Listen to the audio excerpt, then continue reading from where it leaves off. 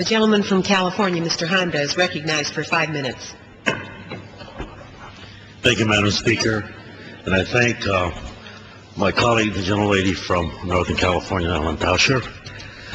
Like so many of my colleagues, I stand here today in opposition to President Bush's surge in Iraq. We should not have attacked Iraq in the first place, and we definitely should not escalate things further. The initial evidence for the war was flimsy at best, and realizing that, I voted against the authorization for war.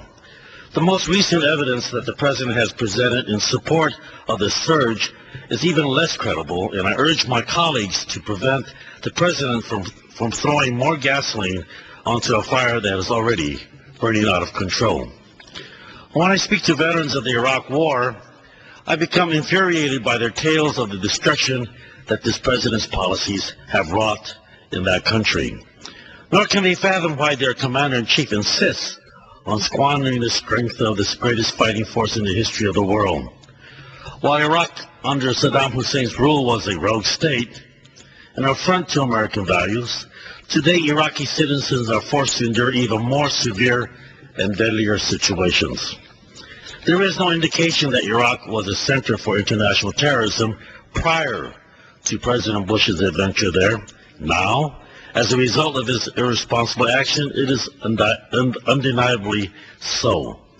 Over 3,000 brave American servicemen and women have lost their lives in Iraq, in addition to the 100,000 or more Iraqis who have been killed. 25,000 American soldiers have been injured. For what, Mr. President? For what?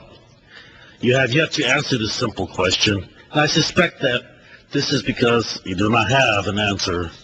There is not, nor can there be, a credible answer to this utter folly. Each member of this House has tales of constituents whose lives will never be the same because of the Iraq War. In the aftermath of 9/11, one of my constituents joined the Army out of a deep sense of patriotism. One day while on patrol in Iraq, his tank drove over an explosive device, sending the vehicle 10 feet in the air. He survived, but suffered severe brain and spinal injuries. For his bravery, he was awarded the Purple Heart, multiple commendations, and other medals.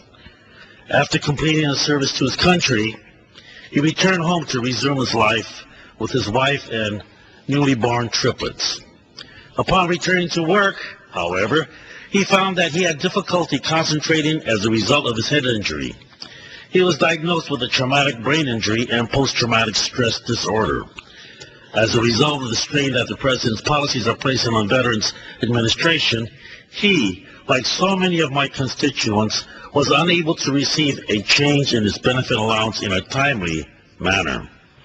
So that he could continue to live in dignity, local officials and media had to put out a call for donations to pick up where his government failed him.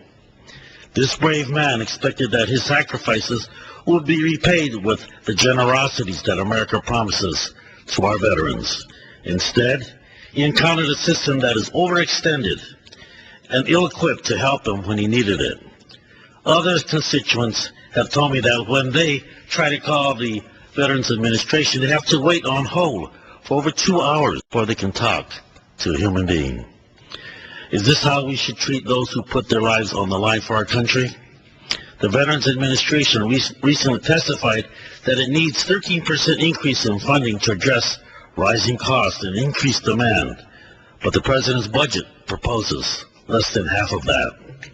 And now the President wants to further escalate the strain on our already overextended system by sending more soldiers off to Iraq.